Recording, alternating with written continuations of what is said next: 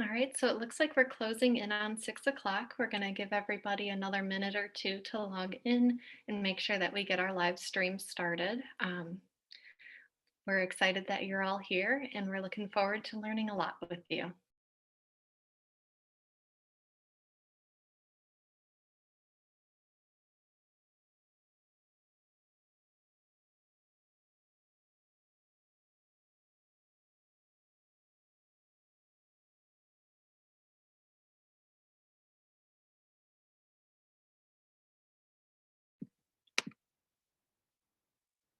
All right, thank you all so much for being here today.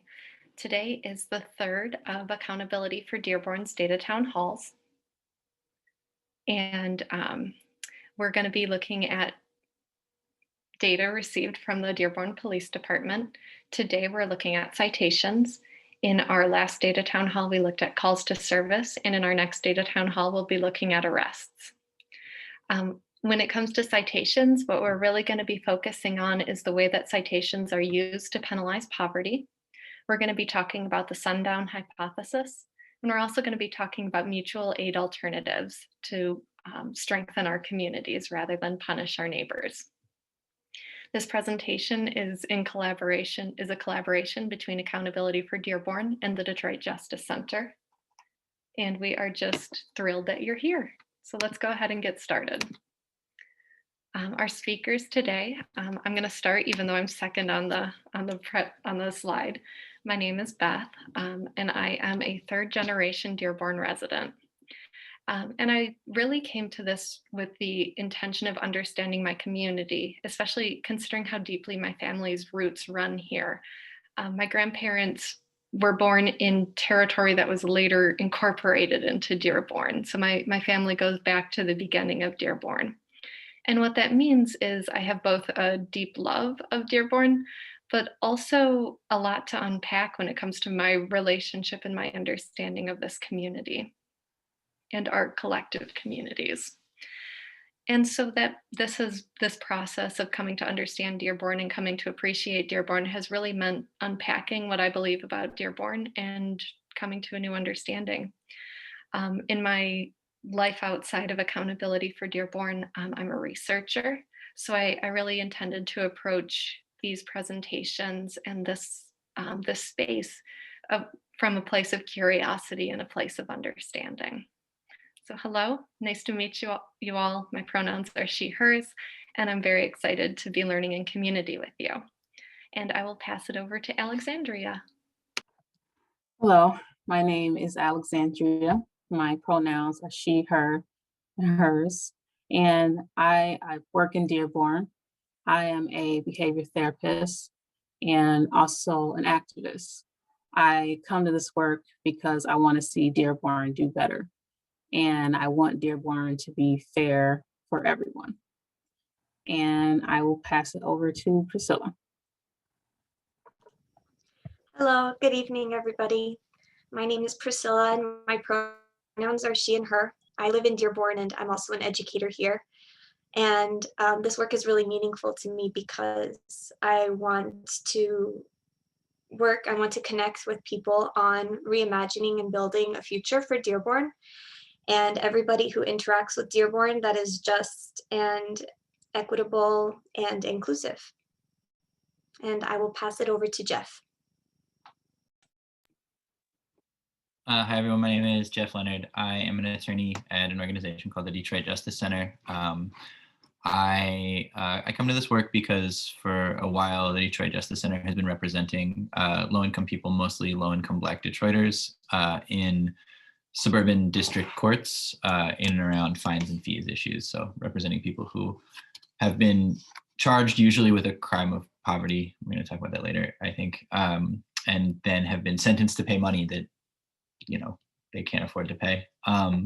We wrote a white paper about it that a lot of the research and client stories that I'm going to talk about tonight come from. I'm originally from New York, but I've been living in Detroit for 2 years now. Pronouns are he, him.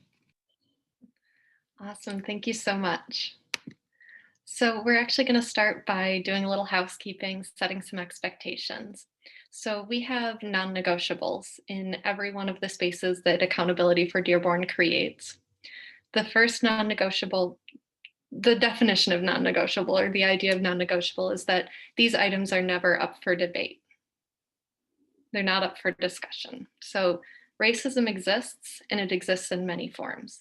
Racism exists as the seething hatred that leads to racial epithets being hurled, as the pernicious fear that causes drivers to lock their car doors when driving through Black neighborhoods, as the stories that are included and the stories that are excluded from our education, and as the societal structures which result in disparities in health and education, economic situations, and safety outcomes.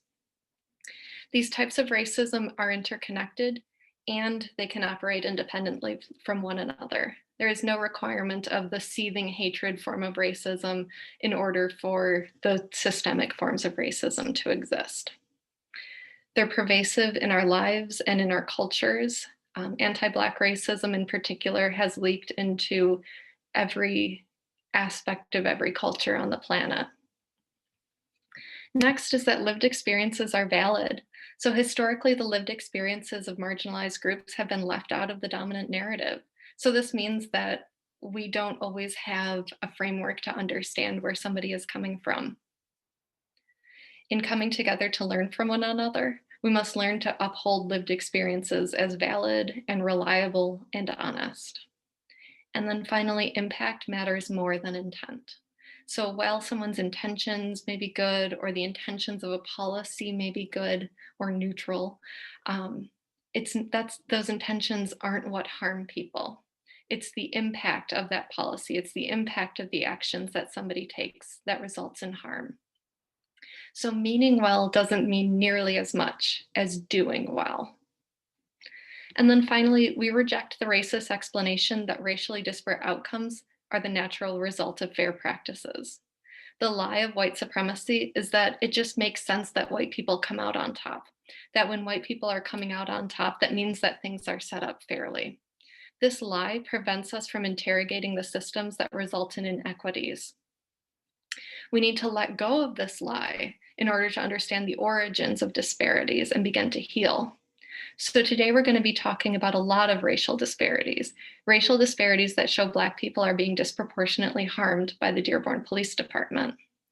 We've made a conscious choice to reject the explanation that these types of disparities are just the natural results of fair policing.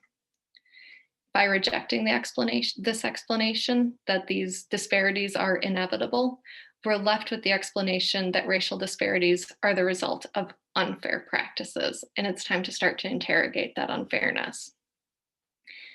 We recognize and honor that all of our attendees and viewers are coming from a range of perspectives. However, this presentation is not a space where rhetoric promoting racist ideas, white supremacist ideologies, or personally held racism will be permitted. Also, a disclaimer, we are not representatives of our government. We cannot answer questions like why Dearborn does something or doesn't do something. We're really here to talk about the data and its implications. And we hope that you'll seek explanations and understanding from your elected officials whose job that is. All right, so let's get into the data. First, just what are we talking about when we talk about citations? So these are tickets, right? Like we've all, maybe you haven't, but I've gotten traffic tickets before. They're legally binding directives issued by police officers, typically in response to a civil infraction or a misdemeanor. We received 9.5 years of citations data. I say 9.5 because 2010 was a year of transition for the police department, where they went from tracking citations on paper to tracking citations electronically, and they only sent us the electronic record, so we only got like the second half of 2010. But that still gave us a lot of citations. I mean, we're looking at over 325,000 records, which is a lot to look at. 3,000 pages of data. And these data tell us the type of infractions. They're disaggregated by sex and race, and also by the issuing officer. So we're able to see which officers are writing citations to whom, which give us the main insights of what types of citations are being issued. We can see trends over time. We can see who's receiving citations and who's issuing citations. All data have limitations, and our data are no exceptions. So the first limitation of the citations data is the absence of ethnicity categories. So while the data were broken down by race, they were not broken down by ethnicity. So the categories that we were given were Black, white, American Indian or Indigenous, Asian, and unknown. There were no categories to indicate ethnicity, which makes it difficult to identify patterns of discrimination against these communities.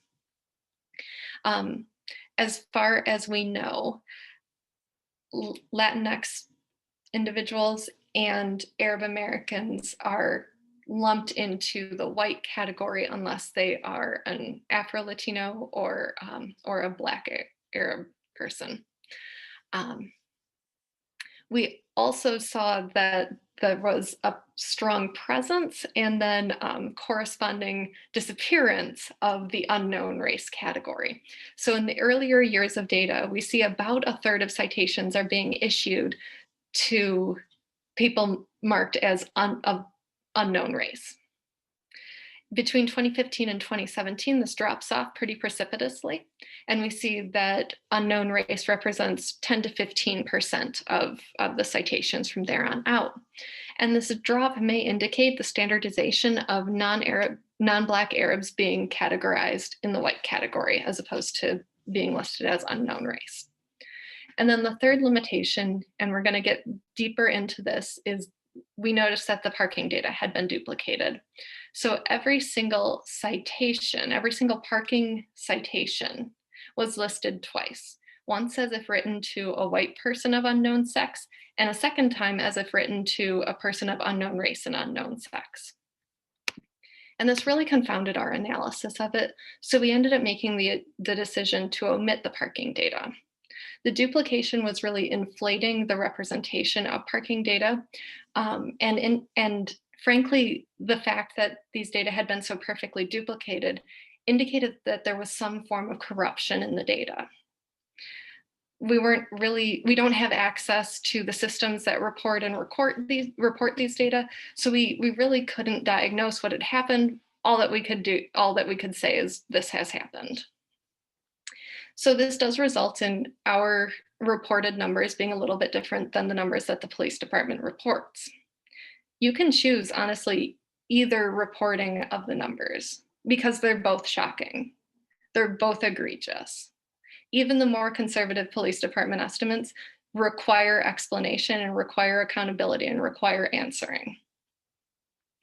The other thing is we were kind of bummed that the parking violations weren't available for analysis. Parking violations are the closest thing that we can find to colorblind policing. Most often when a parking violation is assigned, it's assigned when a police officer cannot see the driver of that vehicle. So it's the closest thing that we have to the removal of individual officer bias from data. The fact that we couldn't look at them was actually really disappointing. And it would have been better had we been able to see whether white people are more represented in parking data or not, but in the interest of fairness, we left them out. All right, so limitations of data is covered. Let's talk about how we analyze the data. So from the raw data that we received, we went through a process of coding data and then putting it into categories. So on the farthest left, you see citation types. So that's speeding 1 to 5 over, impeding traffic. These are like what you see written on the ticket that you get. And then we organized these into what we call codes. So moving violations, plate violations, parking violations. These are like citation types.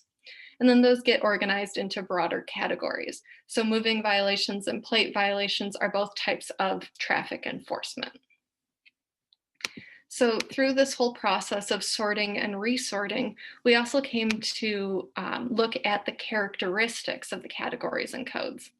And what we saw as relevant characteristics were location, what initiated the interaction or initiated the citation, aspects of accountability, and then the cause and effect of the citation. So when we talk about location, we're talking about, like, is it a residential citation? For example, somebody having an overgrown lawn would be an example of a residential citation. Commercial would be like retail fraud citations, and then roadway would be mostly traffic violations. And what initiates the interaction would be observation. So if the police officer observes an infraction occurring, so this a good example of this is a speeding violation. The police officer observes that a speeding violation has been committed through the help of the radar gun. Investigation. So there are certain citation types that cannot be identified unless the officer makes the choice to investigate the individual. So I'm driving down the street. An officer doesn't know that my insurance may or may not be expired until the officer makes the choice to investigate me. And then the third way to initiate the interaction is through a report. So this is when you call the police to report a traffic accident and the police come and cite somebody. That's the third type of initiation. And then accountability measures. So things like insurance reports, if an insurance report has to be made, for example, after an accident, if there's evidence that is external to the officer that's available, and if multiple parties need a reporting of the incident. And then finally, cause and effect. So some citation types are caused because somebody can't afford to keep up their vehicle, or somebody can't afford to keep up their documentation of their vehicle. So the cause of the violation is poverty. And this is different from malice. So there's not necessarily a choice being made to be disobedient of the law. There is simply a reality of restricted access to resources. And then there's also harm. So whether or not the violation produced harm to others in the area. So again, going back to the car accident example, when a car accident occurs, harm has occurred to a vehicle, possibly to an individual. When somebody drives on a suspended license, harm hasn't really occurred. So looking at the effect of the violation. And then finally, we connected those characteristics to the demographics that we received. So looking at how those characteristics interact with the sex of the person receiving the citation and the recorded race of that individual. Okay. So here's our findings overview of all of that sorting and resorting. What came of all of it? So real quick, we saw that 2020 is a year unlike any other. I think we already knew this, but it shows up in the data, and we're going to talk about that. We saw that the Dearborn police are penalizing poverty. We see that gender and race are significant factors in citation rates. We see that bias is inconsistent across citation types, and that can tell us a lot. We see that high officer bias goes unaddressed, and we see that Black people are being targeted by the Dearborn police. All right, so let's start with 2020 because we haven't talked about it enough. So in 2020, we saw that about 2/3 of the number of citations were written compared to the previous years. And you can see that in this chart. 2020 is on the furthest right of the screen. You can see that that bar is a lot shorter just offhand. And there's two explanations for why this is the case. And one is more accurate than the other. The first is the hypothesis that reduced traffic to workplaces and commercial closures just resulted in fewer people moving around, fewer people committing violations. However, when we look at the citation types, we see that there's one citation type that has really shrunk and the rest have only shifted a little bit. And that's this chunk on the top of the bar, this dark blue on the top bar. Those are plate violations. Those are the violations that the police officer has to decide to investigate somebody to see if their documentation is ordered before an interaction is initiated. And what we know is during COVID, health and safety guidelines restricted access to Secretary of State offices, which made it more difficult to access updated documentation, which prompted an executive order, a governor's executive order that instructed local municipalities to stop enforcing certain types of plate violations.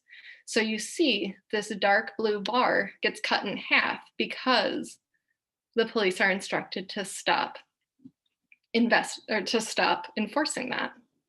And this really underscores that enforcing plate violations has always been to the discretion of officers, to the discretion of municipalities, and to the discretion of departments. The other thing that we see is that moving violations, which is this second lightest blue color, don't change very much.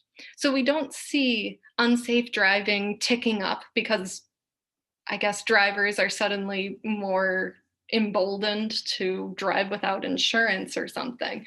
We see that that number remains pretty much the same. The same number of bad drivers are driving through Dearborn as have always. So the other reality is that 2020 is a unique year. So we've not fully incorporated it into our analysis or into every aggregate of analysis that we've done. You'll see in each slide an indicator that shows which years are being reflected in the numbers on the slide, so that you can keep all of that straight. Okay. So let's talk about safety. And let's talk about the role of the Dearborn Police. And what we see is that the Dearborn Police criminalize poverty over promoting safety. And it's really important here that we talk about the largest categories of citations that we saw. So 88% of citations were traffic violations. That's really where our investigation begins, because it's the vast majority of the data. And of the remaining citation categories, the only one that represented any significant portion of the data was alcohol and drug citations. And these citations dropped off pretty precipitously with the legalization of recreational cannabis use. Of all of the traffic citations in 2019, 52% were for plate violations. And because they represent such a large portion of the citations issued, we really need to dig a little bit deeper into what we're talking about when we talk about plate violations. So a plate violation is an infraction of documentation. It's something that the officer learns by running your plates. The characteristics of plate violations: location is roadway, initiation is through an investigation that's sparked by suspicion. There's no real accountability. In fact, we've heard reports that it's not unusual for an officer to issue a no insurance citation simply because they're too impatient to wait for the individual to find their proof of insurance. And then that person has to go into the court in order to get it sorted out for the documentation that they've already paid for, simply because the officer is impatient. We also know that the cause of a plate violation is more often lack of resources and lack of access. And we know that plate violations by themselves don't cause harm. They're unrelated to how an individual was driving. They're unrelated to pretty much any other factor that can be directly tied to safety. Examples of plate violations are driving while license suspended, no proof of or no insurance, and expired plates. So I made a point to mention that plate violations are assigned independent of driving habits. And this was something that we saw in the data. So between 2010 to 2020, what we saw was that there were more violations for no proof of or no insurance issued than for all moving violations combined. So in at least 11,000 cases, in at least 11,000 instances, an officer ran an individual's plate without a citable moving violation. Also, this assumes that every single one of these 41,000 moving violations had a corresponding no insurance violation. So the number, which is highly unlikely, at least one person must have gotten a speeding ticket who had insurance in 10 years. So that number of insurance citations with no corresponding moving violations is actually probably quite a bit lower than what it is. Now, why do we care? Why does this matter? Well, this indicates that police officers are becoming suspicious of drivers not because of the way that they're driving. Police officers are becoming suspicious of drivers for another reason. And we see that reason reflected in the racial breakdown of plate violations.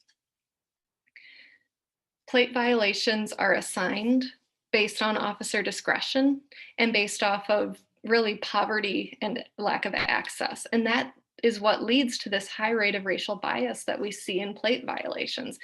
60% of plate violations issued by the Dearborn Police Department in the last decade were issued to Black people. Our city is less than 4% Black.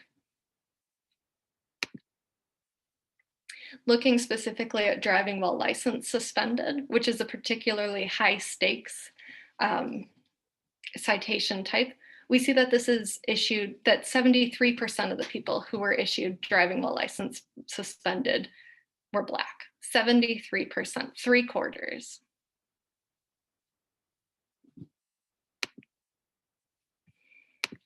Our next largest category is moving violations. And moving violations are when you're driving in a way that catches the officer's attention, not when you're looking in a way, when you're driving in a way. These are violations like speeding, impeding traffic, failure to yield, damage accidents. They're objectively measured and less likely to be informed by personal bias. They represented 19% of all citations, and they showed dramatically lower racial bias than plate violations. In moving violations, we see that in the different citation types, 14 to 20% of moving violations issued to Black people, which better reflects the demographics of our region. The next largest category is damaged equipment. So 11% of all citations were issued for damaged equipment. These are the burnt out brake light citations. These are citations that are an indicator of poverty. And again, they showed a very high rate of racial bias. The remaining categories, parking, alcohol and drug, property, like property theft, and then less than 1% on all other categories. So when we talk about the data, we're talking about the largest categories that represent the largest chunks of data. Well, interesting trends emerge in every aspect of this data set. We really thought that it was important to focus in on those areas that are driving the most of our understanding, that reveal the most about the Dearborn Police relationship with our communities. All right, our next finding. Gender and race have a significant impact on citation rates. So we'll start with race by itself, and then we're going to add gender into the mix. So in race, we already see some pretty stark disparities. 4% of Dearborn's population is Black. 48% of citations in 2019 were written to Black people. Black people are represented in citations significantly more than their proportion of the population. On the other side of that coin, we see that white people are underrepresented. We see that even though white classified people make up 90% of Dearborn's population, white classified people are only 41% of citations issued in Dearborn. Where are the white people going? Let's add in gender to give us another dimension of understanding. So Black men and women are dramatically overrepresented in citations. Black men represent about 1.6% of Dearborn's population and received 27% of citations. Black women, 1.6%, received 21% of citations. Other side of that coin, we see white men are underrepresented to a degree. And then we see how dramatically white women are underrepresented. We see that white women, white classified women, make up 45% of Dearborn's population, but only at most account for 12% of all citations issued. And it's in the contrast between these numbers that we start to recognize patterns of discrimination. So our next step was to compare what this looked like per 1,000 residents of Dearborn. So to understand the scope of over and underrepresentation, we needed to look at these numbers in terms of citations per 1,000 residents. So citations issued to Black people per 1,000 Black residents of Dearborn, 4,600. That is 4 citations per person per year. On the other side of that, we see white classified people per 1,000 residents, 152. That is a little bit more than 1 in 10 people receiving 1 citation each year. That is a stark contrast. And then when we add gender into the measurement, it's even worse. We see Black men being cited at a rate 66 times the rate of white classified women.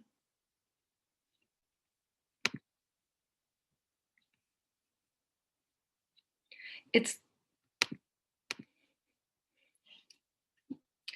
the combination of overrepresentation of Black men and women and the underrepresentation of white classified women that allow us to recognize patterns of policing that is both informed by perceptions of Black criminality and of white women's innocence. Policing Black bodies in white areas and the legacy of sundown towns. Communities that overpolice Black visitors but have a small Black population are often the legacy of a sundown town. A sundown town is a term for white communities that would hunt down and brutalize or kill Black people that if they were found in the town after sundown. There's no official record of communities in Dearborn that were sundown towns. However, Dearborn is listed as highly likely to have been a sundown town. The legacy of its sundown town status can be seen in the exodus of Black people from the city when the workday ends. All right, I'm going to turn it now over to my colleague, Alexandria, who's going to talk to us about how bias works into the different citation types. Thank you. In this section, we see that bias is not consistent across all citation types. It's important to recognize that bias is not consistent across all citation types. So we're going to look at two largest citation type categories: plate violations, like driving while license suspended and driving without insurance. This is 52% of all citations issued. And then moving violations, like speeding, failure to yield, and careless or reckless driving. This is 19% of all citations issued. One of the highest rates of bias are present in plate violations, with Black men receiving 110 times the number of citations in this category compared to white women. Black men receive 3,625 citations, while Black women received 2,969. White men received 79, and white women received 33. One of the lowest rates of bias are shown in the moving violations, with Black men receiving 12 times the number of citations in this category compared to white women. Black men received 234. Black women received 164. White men received 48, and white women received 19. To understand the significance of this, we need to understand the characteristics of citation categories. So moving violations. Based on observable behavior, the behavior typically increases risk of harm to those around the driver. Plate violations. Discovered when the officer decides to investigate the individual. and unrelated to driver behavior, are instead related to someone's ability to afford to document their vehicle, do not address any issues of safety in our community. The characteristics of these citation types indicate that officers are choosing to investigate Black drivers more than they are choosing to investigate white drivers. The police are using the majority of their time to focus on these issues that do not impact safety and are doing so in a way that disproportionately impacts Black drivers. Black people are being targeted by Dearborn police, and it's getting worse. This finding is a synthesis of previous findings and is the one we get the most pushback about.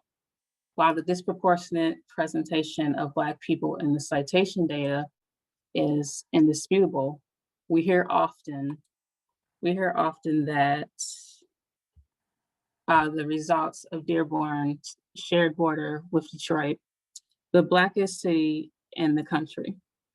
Many people feel that these numbers represents Dearborn's population before sundown by including visitors. We'll call this the sundown hypothesis.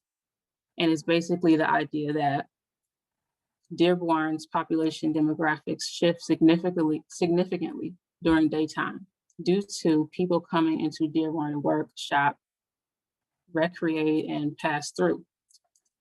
The demographic distribution is accurately reflected in the citation numbers.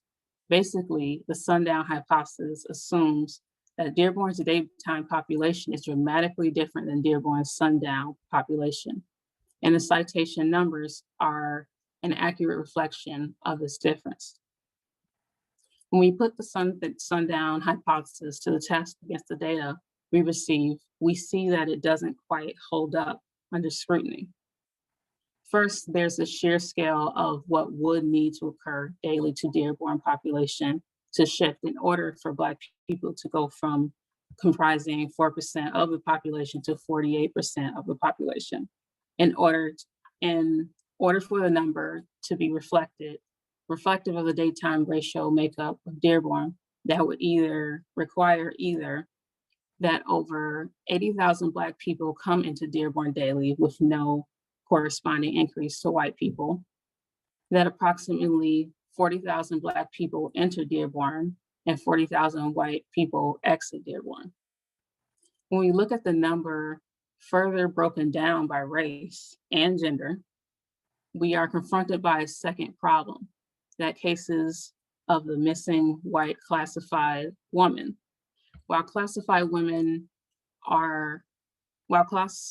white classified women are severely underrepresented in all of the citation types, white classified women never account for more than 13% of all citations issued, despite making up 45% of Dearborn's sundown population. If the distribution of citation demographics represent the daytime demographics of Dearborn, in addition to implying a major influx of Black people, this implies that around 75% of all white classified women disappear from Dearborn on a daily basis. How we leave the city is a mystery, as we are clearly not leaving by vehicle, as reflected by the traffic citation data, 10%.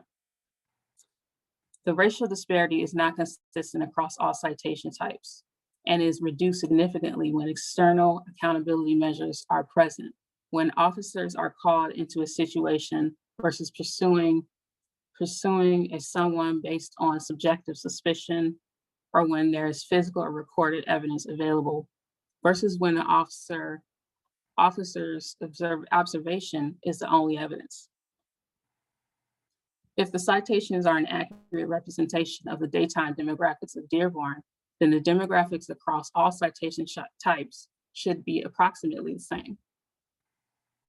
However, we see dramatic variations from one citation type, speeding 1 to 5, over 14% are Black people, to the next, driving while license suspended, 73% Black people. Which leads us to the question, which citation types is the accurate representation? Is Dearborn a daytime population? Is Dearborn's daytime population 14% Black, or is it 73% Black? This isn't a small difference. The sundown hypothesis is an actual quite damaging, very damaging.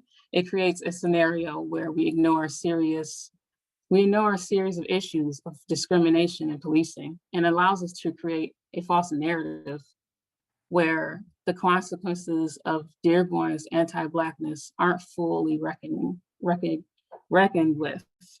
The reality of the sundown hypothesis is that it allows us to leave the fact that Dearborn still has the demographics of a sundown town unexamined.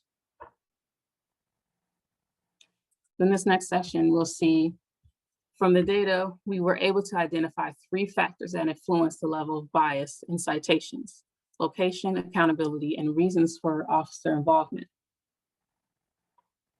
To do this, we need to make sure we're comparing apples to apples. So we took over our rates per 1,000 residents and compared the rates that Black men were cited reliably the highest to the rates that white women were cited reliably the lowest. We're going to divide the citation rate per 1,000 Black men residents to the citation rate per 1,000 white women residents to give us a bias ratio. So for an example, a bias ratio of 10 means that Black men are cited at a rate 10 times that of white women. Location, this is where the infractions occurred. Residential, so bias ratio of 50. And school citations, bias ratio of 38, had the lowest rates of bias. Commercial, with a bias ratio of 50, and school citations with, commercial bias ratio of 153, and roadway bias ratio of 102, had the highest rates of bias. This shows us that where police officers choose or are assigned to patrol really matters in determining what rates of bias are present in the citations that they issue. When we talk about location, we need to talk about the Border Crimes Initiative team. According to the 2012 Police Department annual report, high visibility patrols on the common border that we share with Detroit Police Department, Southwest District. The border extends from Greenfield along Tireman all the way to the south end of Dearborn. In 2019, the Border Crimes Initiative team issued 30% of all of Dearborn police citations and conducted 73% of all arrests in the city. Although they are a small team, they are significantly contributing to all of Dearborn's activities. To understand the significance of having a border team, we're going to use the population dot map. Graphic of Metro Detroit population dot map. So if you zoom in on the Dearborn borders with Detroit, we were not able to identify which officers serve on the Border Crimes Initiative team or which arrests and citations were conducted by the Border Crimes Initiative team. But because of its significant impact on the number of citations issued and arrests conducted and the location of the focus, we believe that the Border Crimes Initiative team has contributed to Dearborn Police Department's biased ticketing practices to a significant degree. It's important to note that the Border Crimes Initiative team were renamed sometime in the past 5 months. This team still exists, what is referred to as the TAC team. Then we see on this next slide, accountability.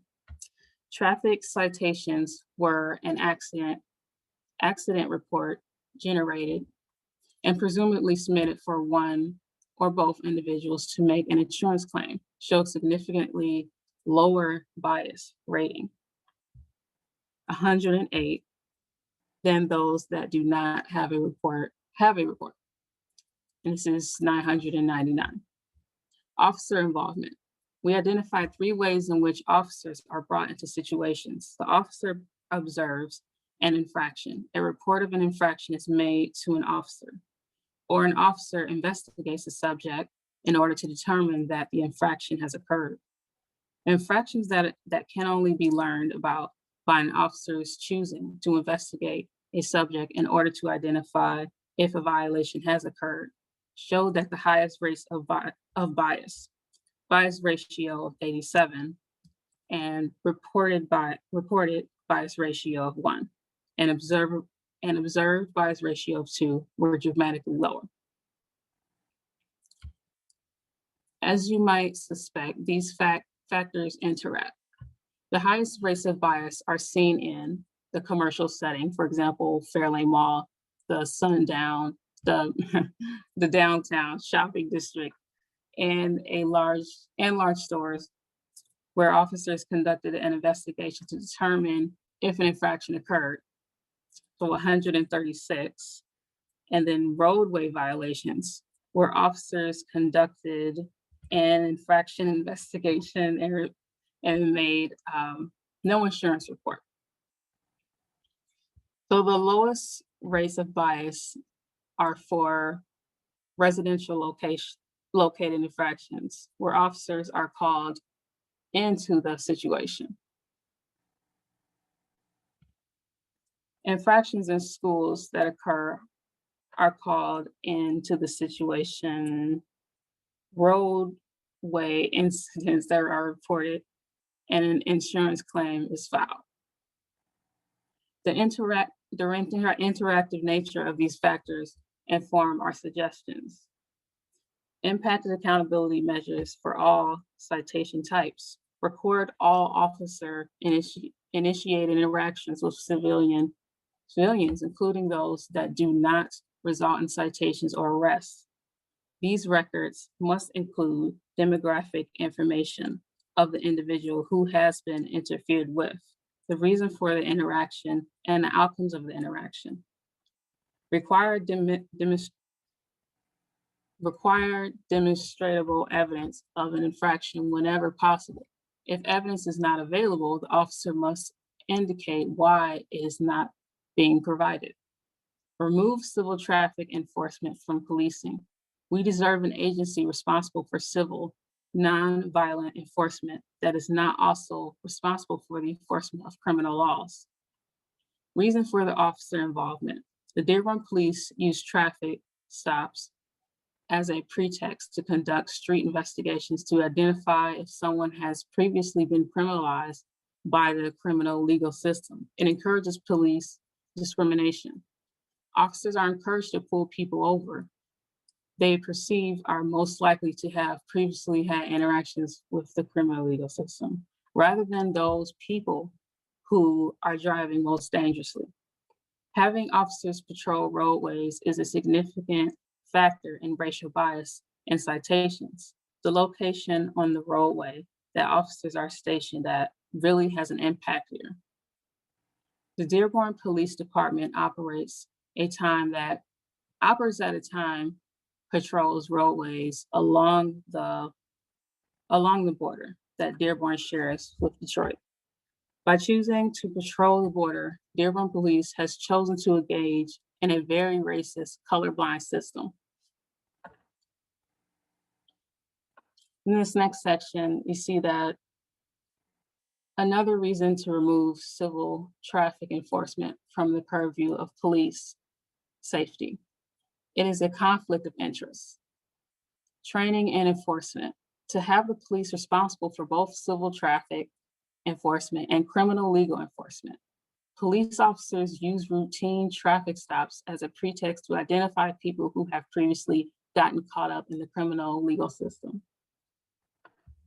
This pattern of dangerous behavior has resulted in lawsuits filed in response to injuries and deaths caused by the Dearborn Police engaged in reckless high-speed chases. Poe versus City of Dearborn, 2003. This was William Vesper Owens versus Owens was killed when Agron Seco, excuse me if I'm messing up the name, a park meter attendant with the Dearborn Police Department decides to join the chase. Seco recklessly plowed through the red light on Rotunda, hitting and killing Vesper Owens, seeker who only served 2 years probation for the accident. Then there's Steve versus City of Dearborn in 2017. Dearborn police officer Kyle Bowen and Jim Kostup were responding to a call made by 2 women that allegedly an armed men was looking at them. Bowen drove at speeds as high as 79 miles per hour through residential areas to reach the compliant. Bowen's car collided with Mark Steve, causing significant damage to the vehicle and head, neck, and spinal injuries. Officer Bowen was still on the police force as of 2019. Media stories indicate that the danger created by Dearborn police responsible to traffic violations. September 6, 2020, by the city of Dearborn, police chase ended on Warren and Anthony Street. Suspect is police custody after failing to pull over for officers on Warren and Oakman for no license plate traffic violations. September 11th, 2020, police chase ends on Schaefer Road and Butler Street after a vehicle failed to stop for police on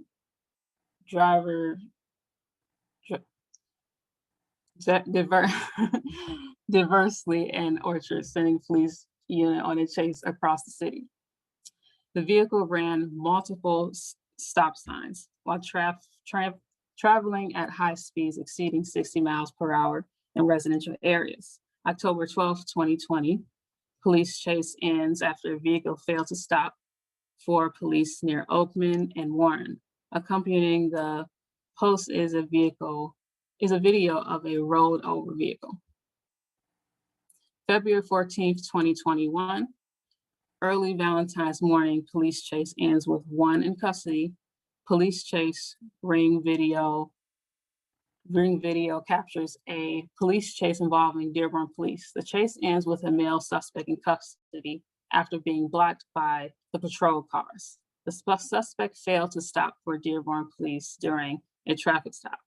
While it can be tempting to say that person should have stopped and place all the blame on the suspect, it's worth recognizing that the presence of police created more danger than have the police not been present in the situation at all. Our shared goal must always be to reduce harm and to reduce danger in our community. If we can make a change that makes our neighborhoods safer, then we owe it to ourselves to try it.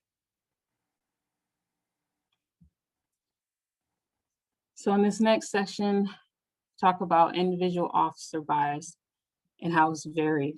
High bias goes unaddressed and gets worse over time.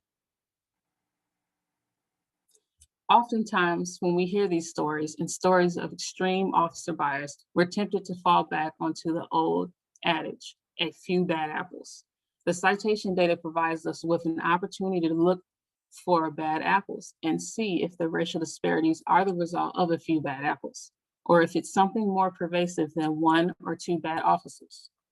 First, we identify patterns in officer citation behaviors.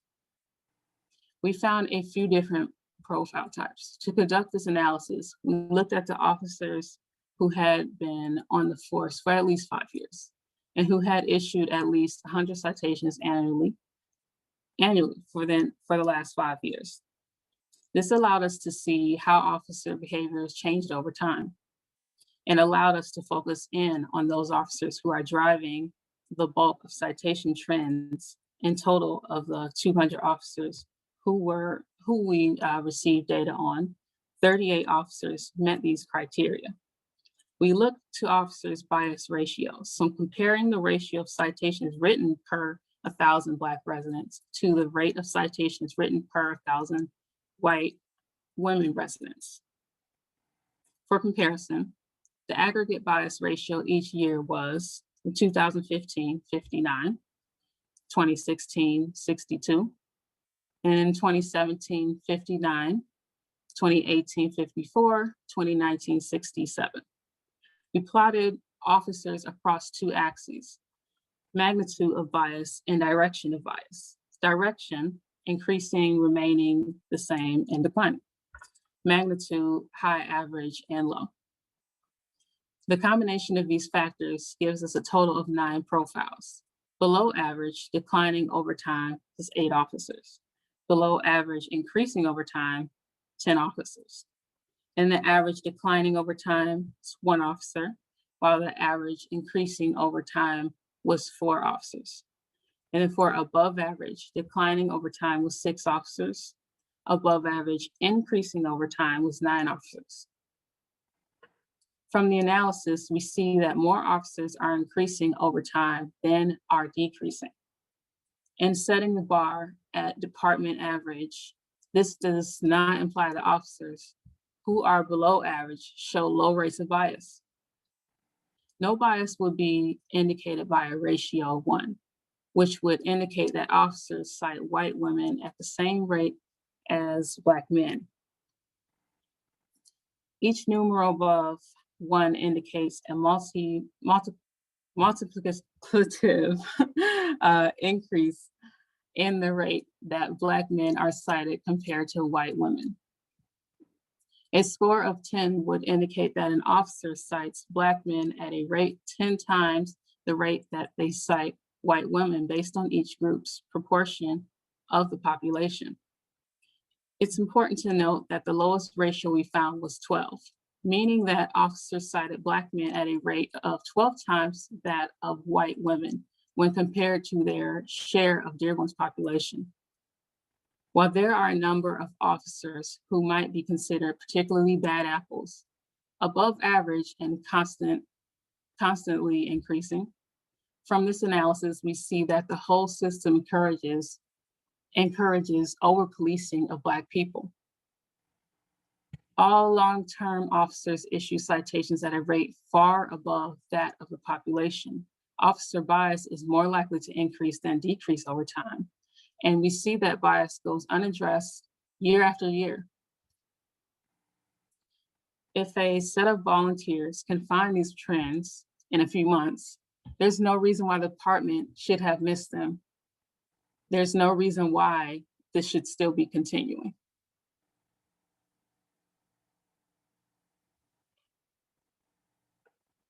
The relationship between officer bias and location is another interesting question. High level of bias in traffic settings. Was predictive of high levels of bias in other settings.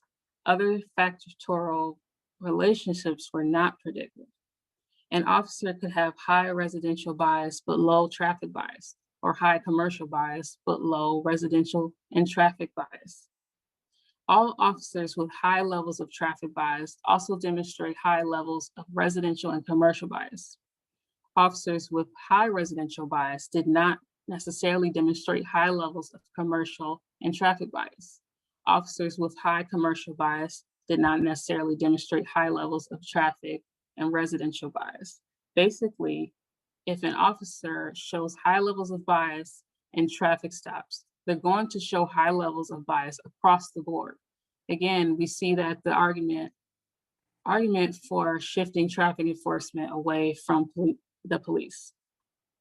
In conclusion, there's an absolute need for individual officer accountability.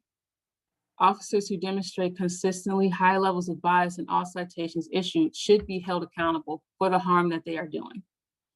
There's also a need for collective responsibility. Shifting blame for issues that are perpetuated by the vast majority of officers onto the shoulders of just a few isn't helpful. Addressing racialized patrol patterns, reducing police officer interaction with the public, and changing what we ask for when we're asking for public safety.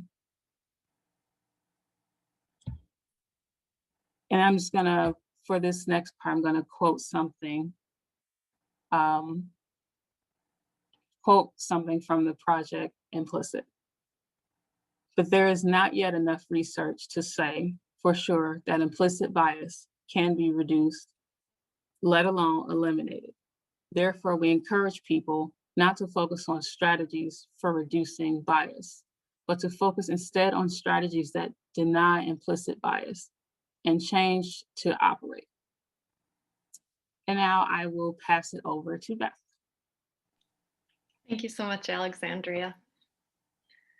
Yeah, that quote really sticks with me. You know, the importance of denying our biases the chance to even operate. It takes away the need to focus on, you know, are we running enough implicit bias trainings? We know that the Dearborn police are getting implicit bias trainings, and we know that they're not working. So what we need to do is change the conditions under which police officers are doing their jobs, and we need to change the expectations and the permission that's been granted for this bias. When we make those structural changes, then individual bias gets factored out of the equation. Okay.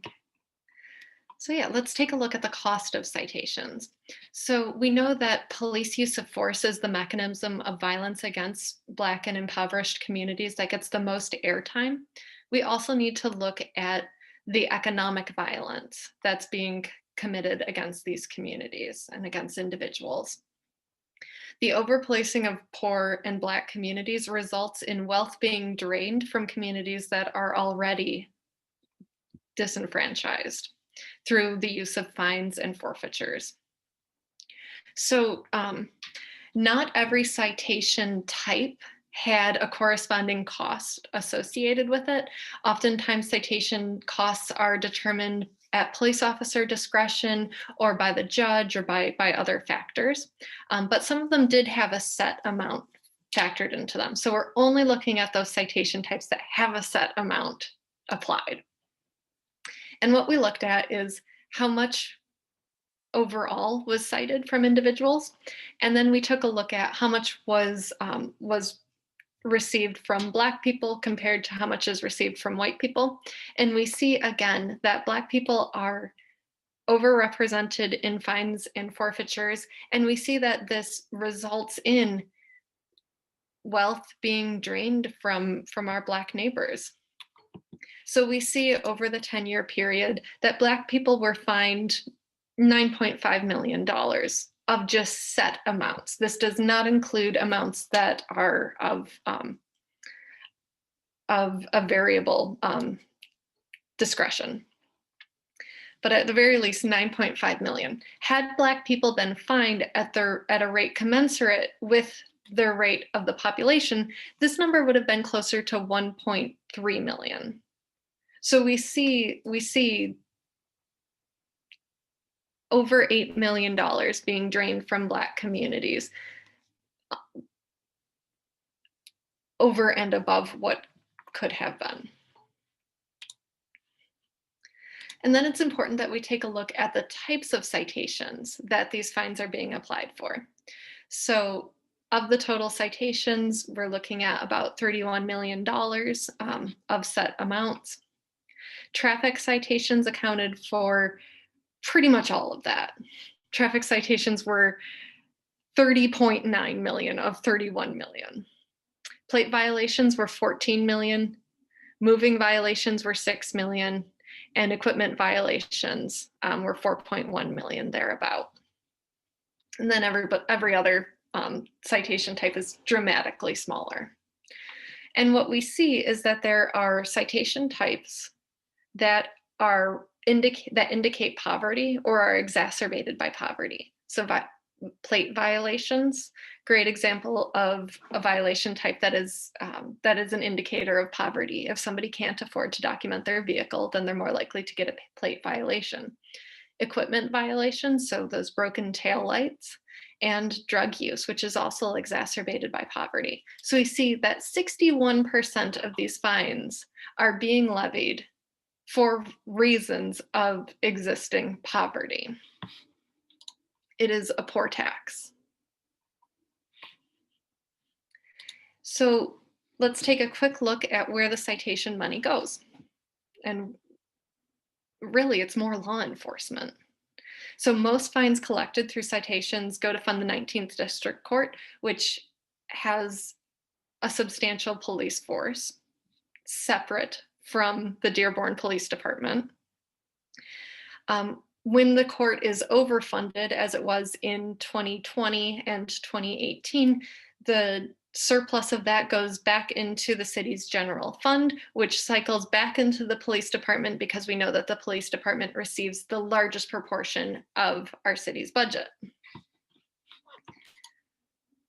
So with the largest proportion of citations being issued for reasons related to poverty, this funding model means that Dearborn is engaging in a perverse incentive to fund itself through the criminalization and penalization of poverty. This is not bad people paying a little bit extra because they behaved badly. This is poor people paying more money because they are poor.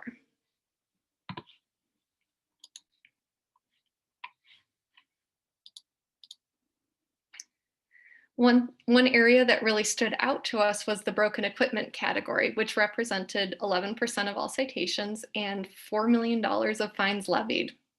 Again, this is a fine that penalizes poverty. Even in the best case scenario, if somebody like gets a fix-it ticket that they then have to bring into the court to present proof that they got it repaired, that's still that individual having to take time out of their day, maybe taking time off of work, taking time away from their family. That's a penalty for poverty. Even if it's not a monetary penalty, that is still a penalty. So we decided to do something about it, and we're going to be hosting a brake light repair clinic.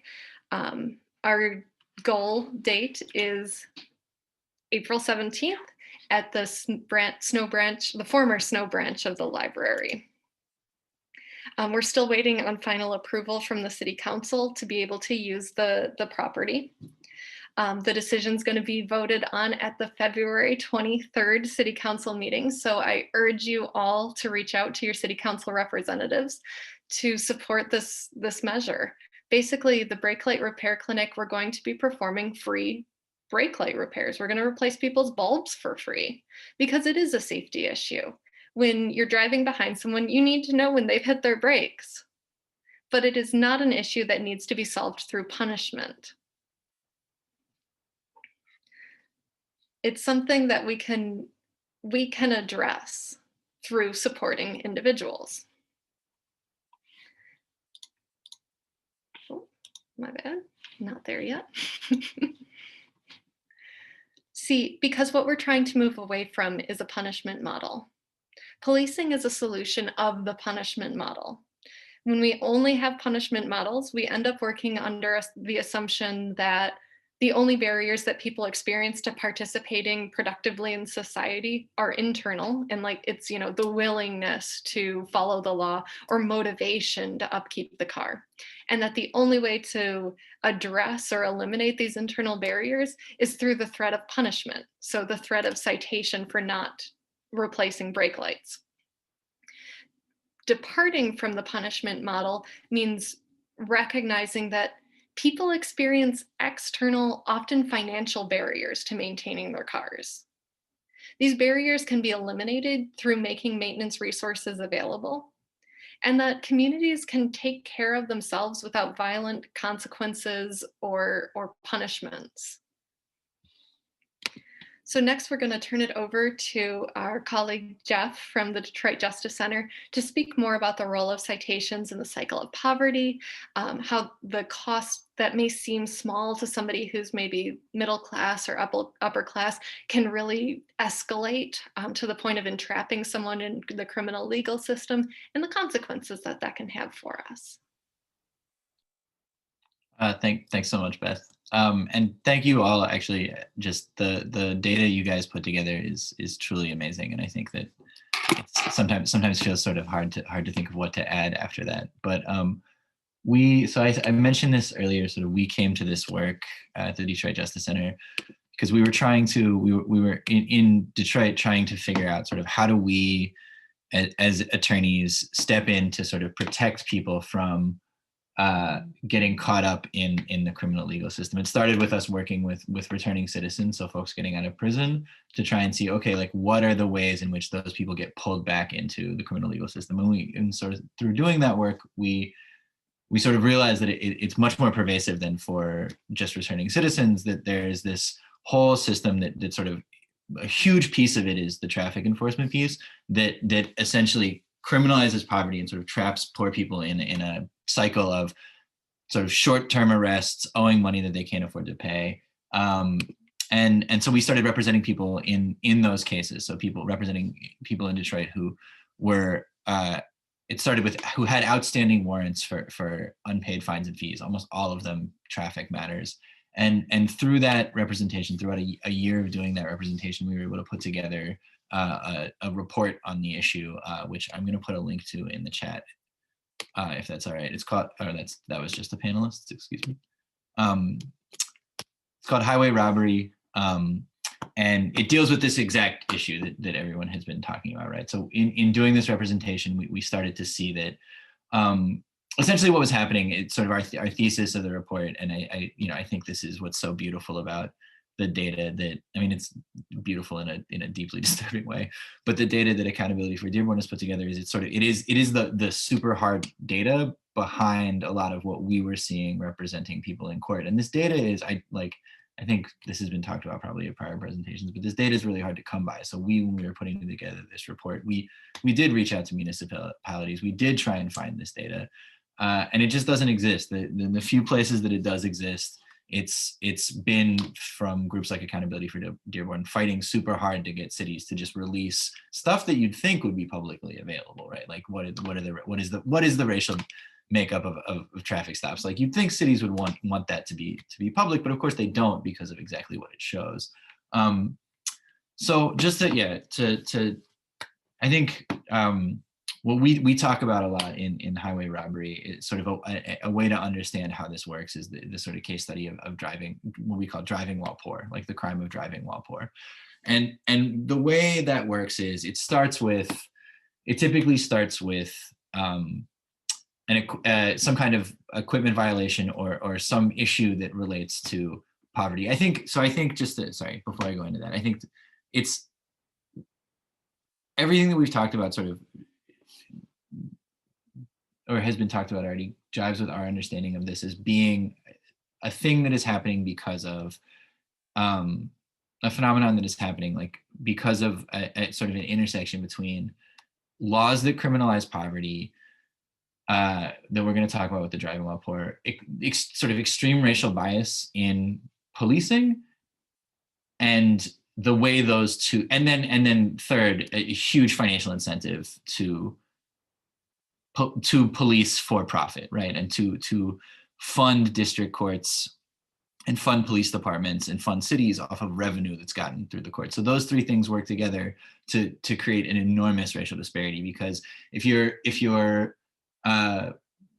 policing, even if in a world where every single cop had sort of no bias in them, no sort of affirmative racial bias in them, which I think the data that's been talked about tonight shows that does not exist. Like that's not real. The reality is that police are extremely racially biased, and I'm going to tell some client stories later that I think speak to that very clearly. But on top of that, laws that criminalize poverty, because not just cops, but literally the entire U.S. economic system is incredibly racially biased, means that if you're criminalizing poverty, you're criminalizing Black people and people of color, right? Because poverty doesn't happen in a vacuum. Poverty is extremely related to racial apartheid in this country, and so that's the way we see it as being interrelated, and that those things feed off of each other, and they create sort of incentives to keep doing the same thing. So to get into the driving while poor sort of example of that, right, these are sort of things that we have gleaned from representing sort of hundreds of people in traffic court, and then I'm going to tell some stories about the traffic court in Dearborn.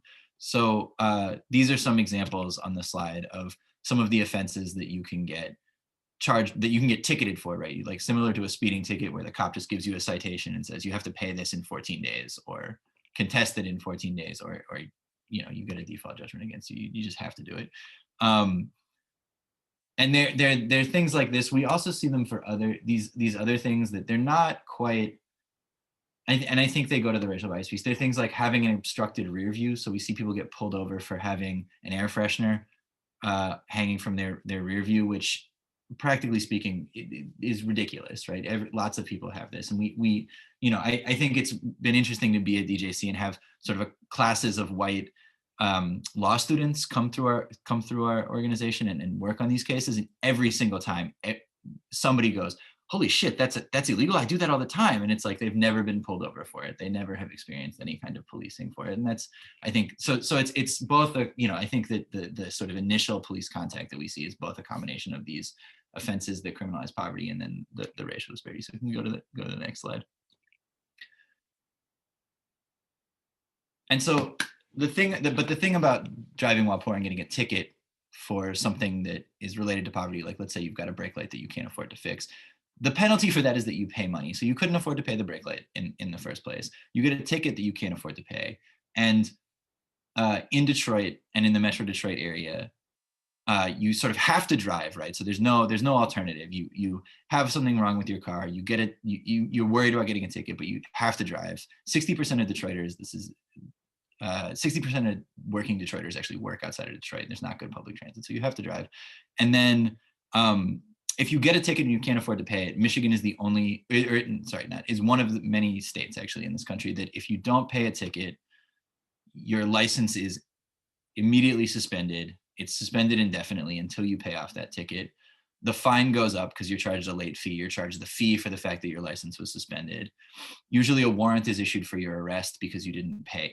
They'll usually issue an appearance that you have to come to court on that ticket. And then when you don't show up or can't show up because you're not going to drive to court because your license is suspended, they'll also issue a warrant for your arrest. You'll get charged the $50 fee for that warrant, right? So, and then if your license is suspended, it's now a misdemeanor for you to drive, right? It's now a crime for you to drive. And so all of that sort of talks that to us really highlights the snowball effect of you can't afford to maintain your vehicle because you're poor. You get a ticket for it, you can't afford to maintain your vehicle, and now you can't afford to pay the ticket. The ticket suspends your license. There's probably an arrest warrant out for you already because you can't afford to pay the ticket. And then on top of that, any other time you drive, it's a misdemeanor. And so you feed that back into the thing we already talked about, where you're more likely to get pulled over because you're poor. You're more likely to get pulled over because you're Black. You're getting pulled over again, and now you're getting pulled over. And on top of the sort of issue that you already got a citation for, driving is now a crime, so you're subject to be arrested. The penalty for driving, for the misdemeanor of driving while license suspended, it's some jail time in some jurisdictions. Dearborn is actually not one of those. Those tend to be outliers. So the penalty is usually a $500 to $800 fine. You couldn't pay that you couldn't get your car fixed. You couldn't pay that initial fine. You certainly can't pay the fine on the driving while license is suspended, the misdemeanor. And so your license gets suspended again. And so, and then sort of stacks up and stacks up and stacks up. So this gives you a sense of sort of the way these things compound, right? So if you get arrested for a misdemeanor, they can also impound your car. The city makes some money off of impounding your car. There's an impound fee. You're also, if you're arrested, you're likely held on bond, which means you have to pay a bond to get out of jail. You usually, in our experience with our clients, it's very hard to come back to court, especially if it's out in the suburbs, especially if the only way to get there is to drive, especially if it's now illegal for you to drive and there's no public transit. So you don't go back to court, you just forfeit that bond money. So you get arrested again. You get picked up on a warrant, you have to post another bond. So I see clients who have paid 3 times what the total fine would be just because they've been arrested so many times on these warrants and they've had to post a bond in order to get out. And it's usually not just like, oh, I don't want to sit in jail. I mean, that's a good enough reason. But it's usually if you get arrested and you're held for 24 hours, you lose your job. And then if you lose your job, you're already in the hole on all this money. You're already having trouble paying. So it just totally reinforces these things. So we go on to the next slide. So yeah, so just to give a few client stories, in the interest of time, I'm just going to tell 2 client stories, if that's all right. The first is Mr. B.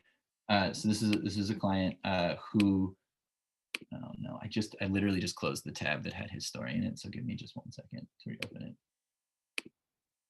But the long and the short of it is he was driving in Dearborn. He was pulling out of a Home Depot parking lot. He's a contractor. and there was a police officer in sort of in the driveway of a big box store across from where he's pulling out. He puts on it and he gets pulled over for not using his turn signal. I asked him about it and he was like, I saw the police officer and I'm a black man in Dearborn. Do you think I didn't use my turn signal? Of course I used my turn signal, but that's a totally subjective thing, right? It's now the cop's word against his as to whether or not he used his turn signal. He has a citation. He has some citations from Detroit for things he couldn't afford to pay. So his license is suspended. So he gets pulled over for this totally pretextual thing, right? And he has some citations already. So his license is suspended. So he's arrested and his car is impounded. He's taken to jail. He misses work. He loses his job because of that. He has his family bond him out. It's a $500 bond that he has to post, and he's not able to make it back to court. So he forfeits that bond. He gets arrested again. It's literally the story that I just told. And all things considered, in this instance, that we were able to represent him, we were able to go with him to court. We were able to actually, to get him to court, we have a service that we set up for our clients where we can give them a lift, like hire a lift for them to take them to court. That was his sort of first time being able to meaningfully appear in this case. And we had to go to court to get it resolved. We had to go to court 3 times, which that's a lot of times. And that's to get it resolved in a situation where he was planning on pleading guilty. So it wasn't that we were going to trial. It wasn't that we were fighting the case. It was too late. The Dearborn police had already deleted all the police video, so we couldn't argue that the stop was unconstitutional, which it was if he had not used his turn signal. But just to plead guilty on this one traffic charge, he had to go to court. We had to go to court 3 times.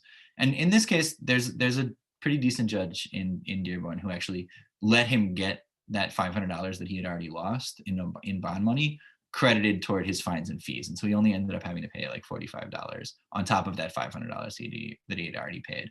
That's actually pretty rare. It's in fact literally the only time that I've seen a judge do that.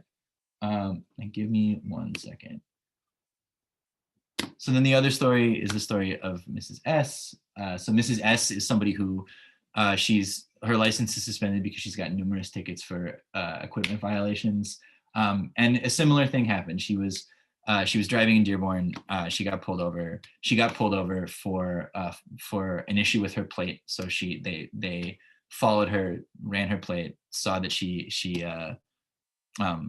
that her registration wasn't valid, and then they found out that her license was suspended. She was arrested. She was actually in a situation where her car was taken. She couldn't afford to get it out of impound, and so she just was out the family car for good. And this is a thing we've heard from clients in other situations. They say, I just had to let it go, which is just that the fines got to be to the point where it was impossible for them to pay to get their car out of impound because it goes up every day that it's an impound. And so she lost the car over this.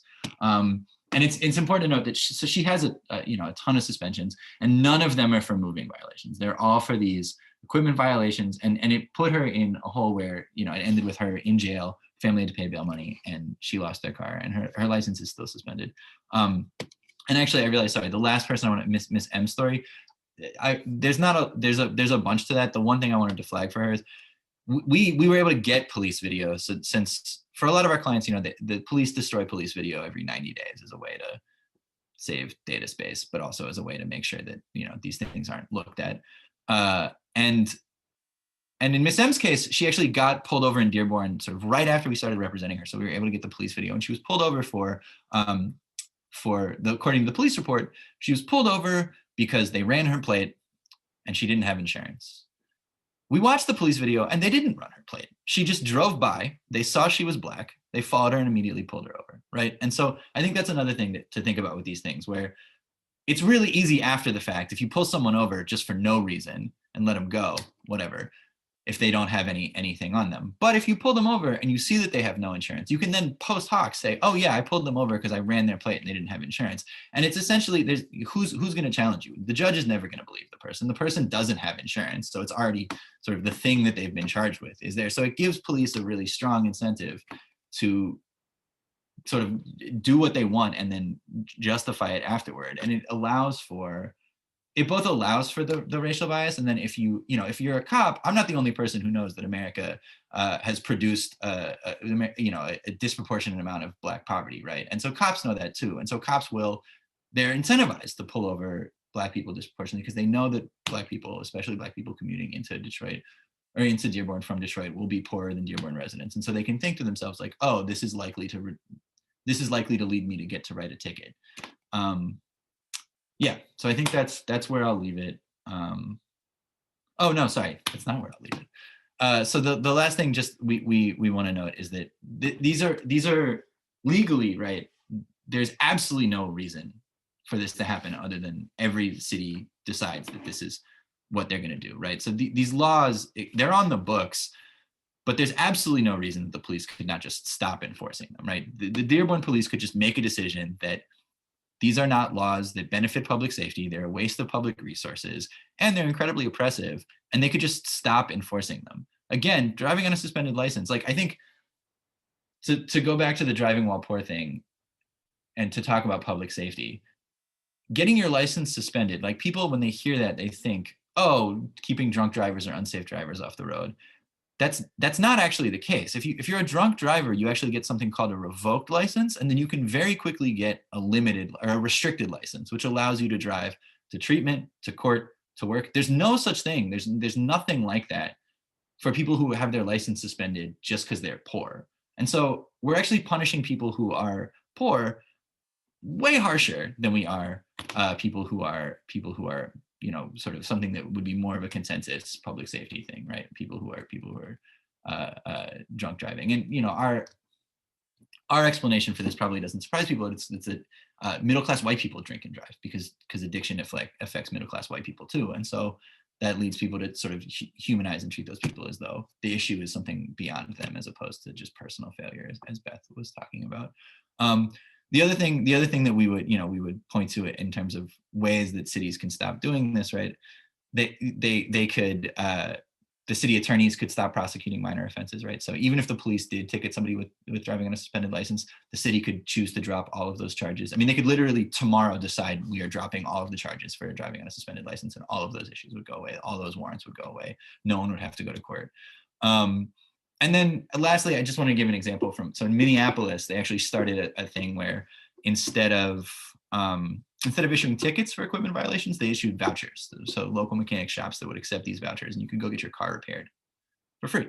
And that actually solves a safety issue, right? And it allows you to get it taken care of without without having to be penalized and pulled into this system. The last thing I want to say on this, so I don't know if, I think that's the last thing. Are there more DJC slides? Oh yeah, and so judges also can do a lot. They can waive, judges are allowed to waive these fines and fees, right? So a judge could just decide that all of the fines and fees imposed on equipment violations are insane, because if you have an equipment violation, you clearly do not have the means to repair your vehicle. Can just set fines and fees at 0, right? That's totally in the discretion of the judges under the Motor Vehicle Code. The one thing that I want to give as a postscript to all of this, I keep saying that, but this I think is the last thing I have to say, is that something that's really cool is that Michigan actually recently changed the law on driving on a suspended license, which we think is very exciting. So starting in October, if you have unpaid fines and fees, your license will not be suspended. And so, it'll happen retroactively. So all of these clients that we've talked about who just have never been able to get together the money to pay off their traffic tickets, their licenses will not be suspended. And so going forward, it won't be a misdemeanor for them to drive just because their license won't be suspended. That being said, the law that did that only sort of changed that and did not change any of these other incentives, right? It does nothing to address racial bias in policing. It retains a couple things as misdemeanors. So driving without insurance is still a misdemeanor, which means that it's still a crime to drive if you're poor, given how expensive insurance is in the state.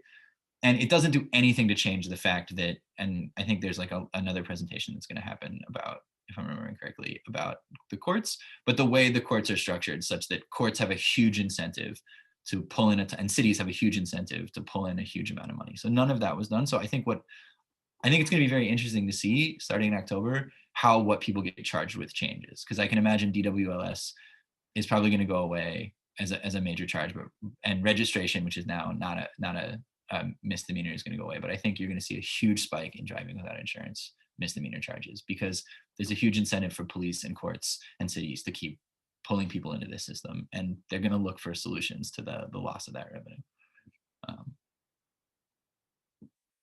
Thank you guys for letting me share.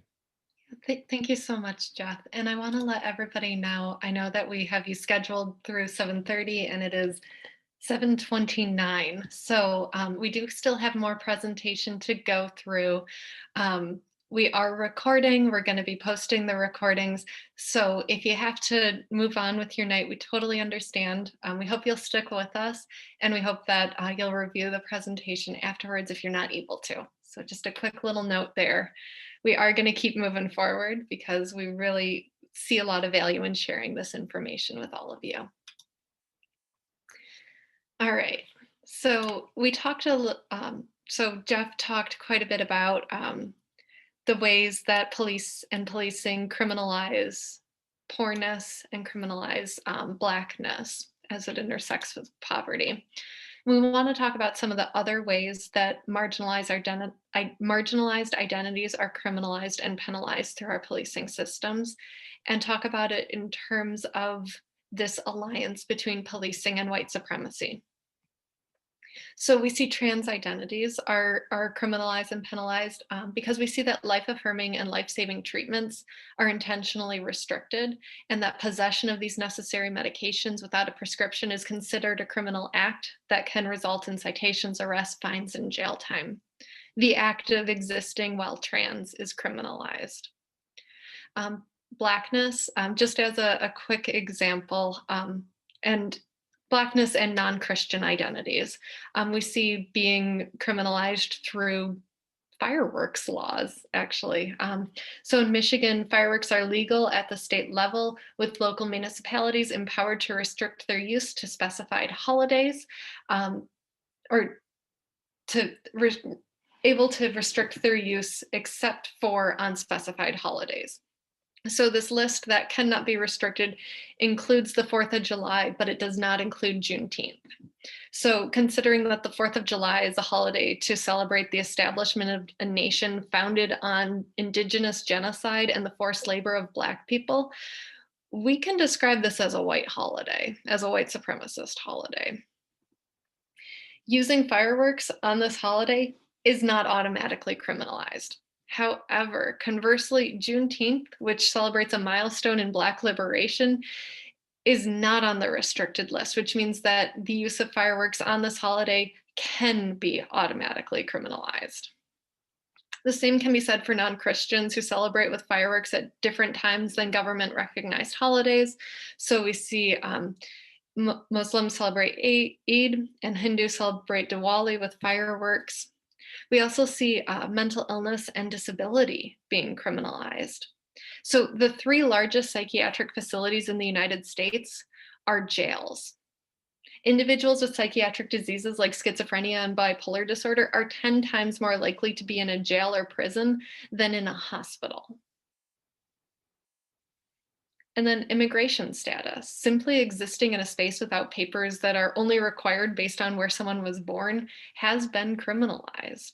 In a city that is nationally recognized for its immigrant culture and population, this oversight is cruel.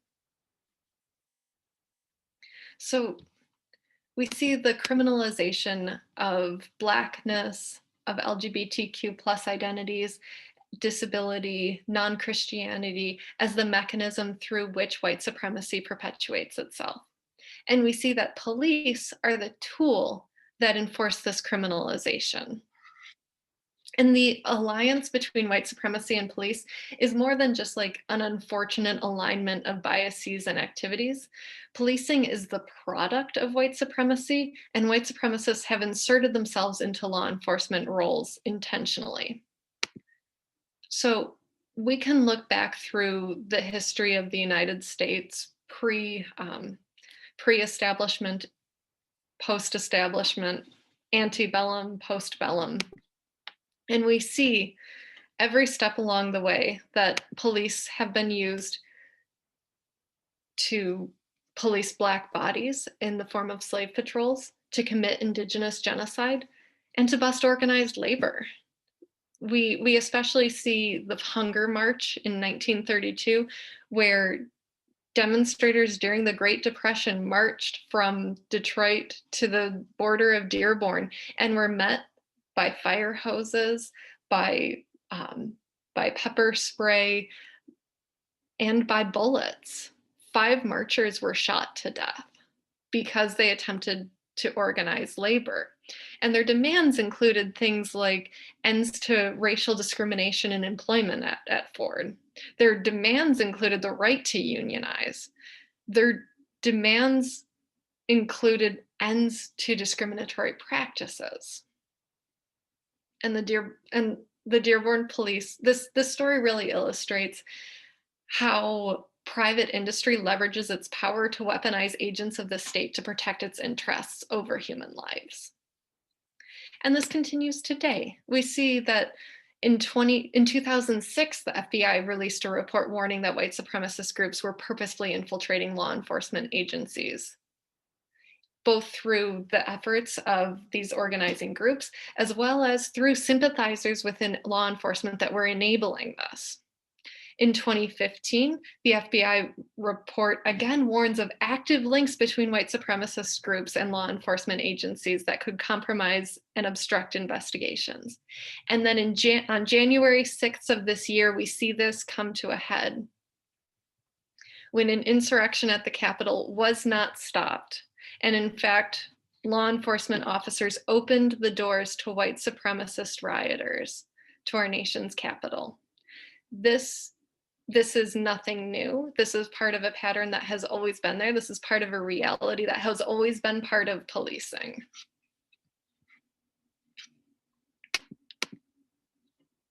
And throughout the entire history of policing in the US and Metro Detroit, and in Dearborn in particular, we see the alliance of white supremacy resulting in lives being stolen. Janet Wilson was murdered by a Dearborn police officer. Janet Wilson was murdered by a Dearborn police officer in 2015. Kevin Matthews was murdered by a Dearborn police officer he was 2015. Janet Wilson was 2016. My apologies. Ernest Griglin was murdered by a Dearborn police officer. He passed away in 2009. And Frederick Finley was murdered by private law enforcement in 2000. These lives were extinguished and their murderers experienced no legal or professional consequences.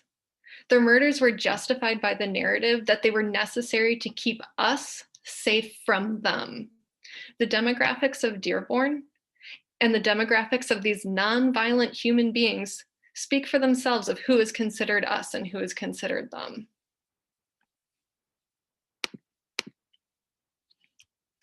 In Dearborn, we criminalize Blackness by the TAC unit, formerly Border Crimes Initiative team, that waits at the border at Detroit, running the plates of anybody who crosses into the city. We see it with the curfew at Fairlane, where visitors who are deemed out of place after sundown are ticketed and evicted. We see whiteness and white adjacency act as protective factors against penalization, criminalization, and violence. We see Blackness serving as a risk factor to increase the likelihood of these negative outcomes. It's time to recognize that the police department in Dearborn is both a symptom and a cause of anti-Black racism in our communities. And in order to move forward as a whole community, we need to reject the ideologies of white supremacy that seek to divide us. It's time for us to mean all of us, including our Black neighbors, Black visitors, Black people. It's time for us to include Black people, Dearborn. And it's time to transform. And I know many of you are solutions oriented. So I'm bringing in Priscilla to talk to us about what communities can do.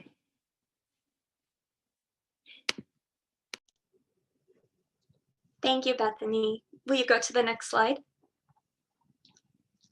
So In this section is adapted from Zach Norris's 2020 publication, We Keep Us Safe, Building Secure, Just, and Inclusive Communities. And this work comes from Zach's experience with the Ella Baker Center for Human Rights, Restore Oakland, and Justice for Families in Oakland, California.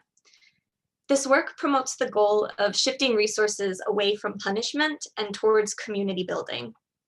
We hope to present this work as a framework to help Dearborn's communities begin to re-envision what safety can look like without relying on police enforcement of punishment and penalization.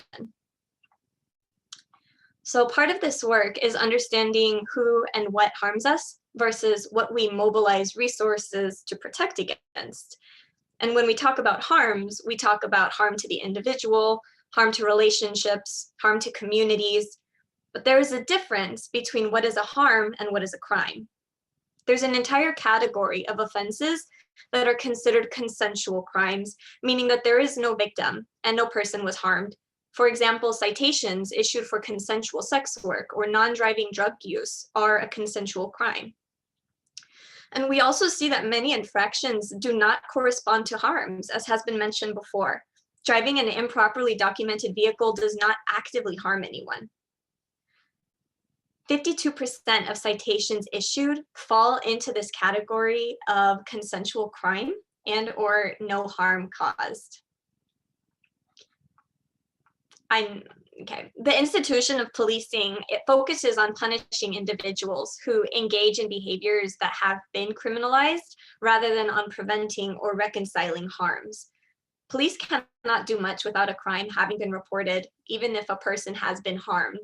And policing is an inherently reactive institution that has demonstrated to be ineffective at preventing harms from occurring. Police can only apply punishment, but punishment does not heal a harm that has been caused. In Dearborn, the most resources are put towards policing. In 2021, the city plans to spend 44% of our city's general fund towards the police department, while only 10% of the fund is set aside for public works. Policing has demonstrated to be ineffective at preventing harms, but appropriate investment in public works does prevent harms. Just a few weeks ago, Oldsmar, Florida experienced a cyber attack where hackers adjusted the level of sodium hydroxide being added to the town's water supply to the level of a toxic dosage. Fortunately, the town had an adequately funded public works department, which meant someone was on site with the tools and the knowledge to readjust the levels before harm could occur.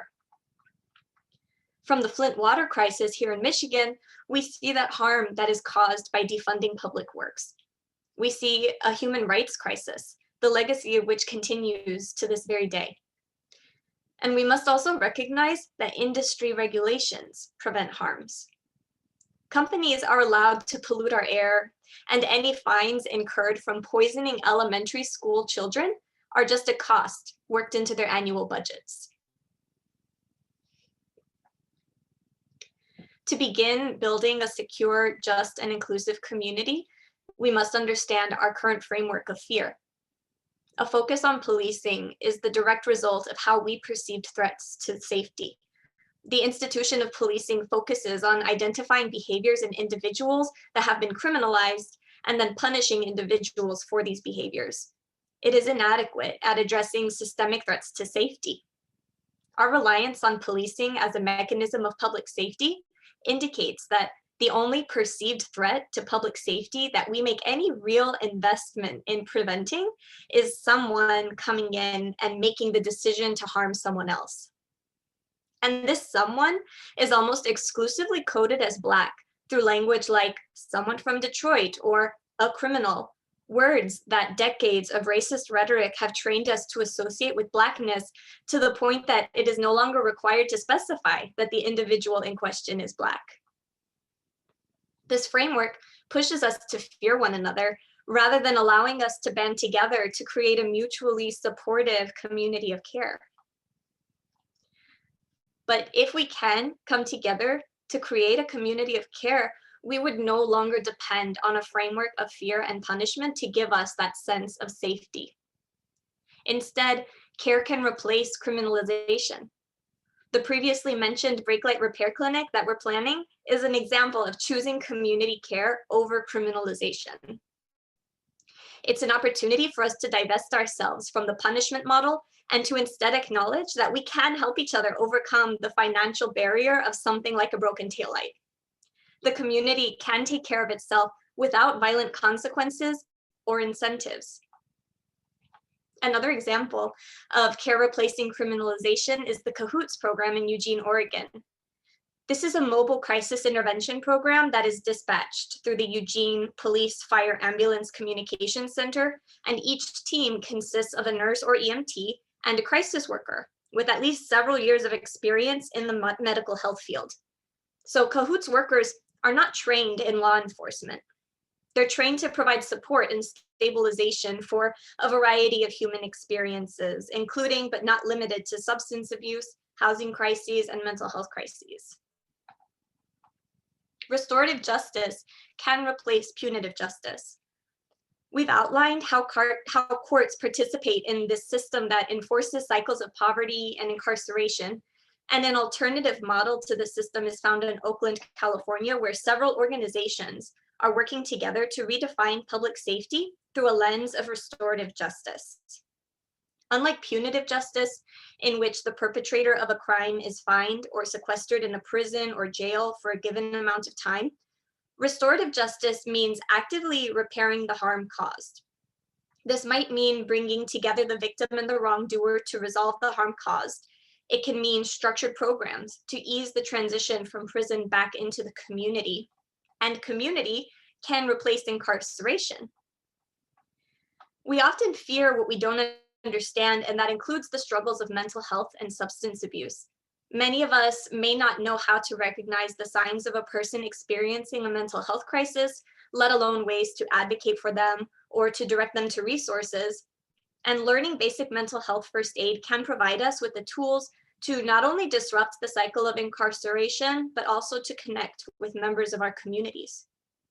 Wayne State University offers an online mental health first aid training that equips a person with the skills needed to reach out and provide initial help and support to someone who may be developing a mental health or a substance use problem.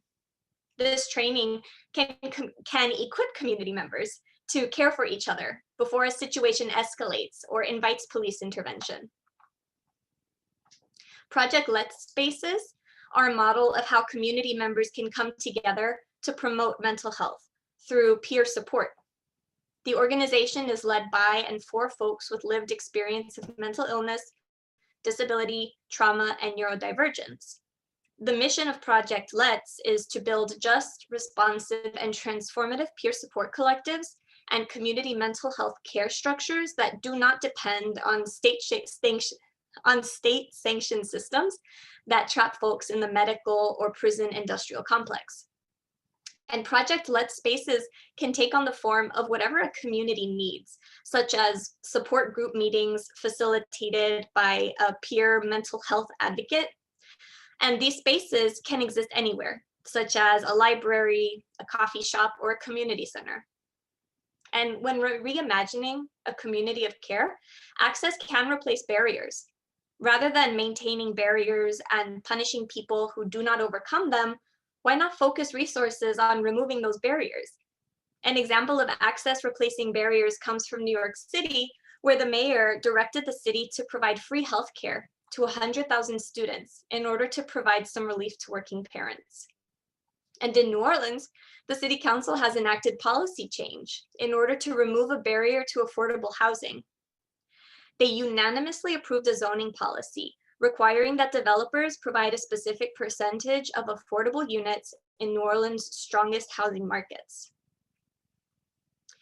So when we as a group highlight the economic and physical violence of policing, we are doing so with the expectation that community stakeholders come together to break that cycle.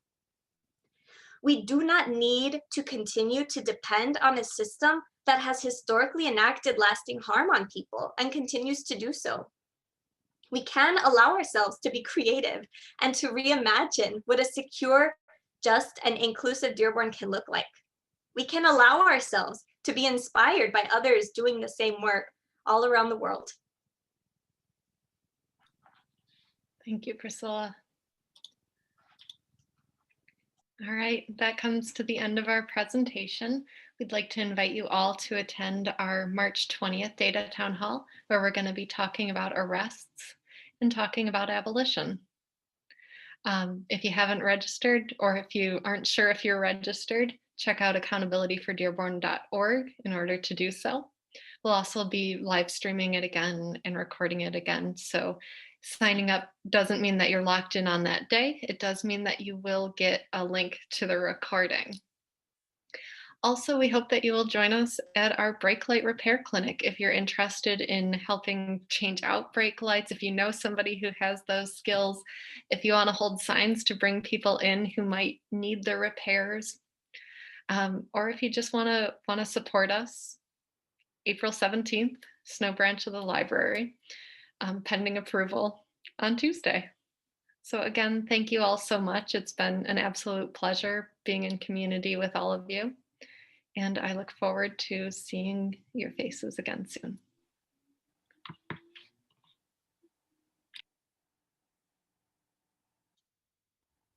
Thank you, everyone.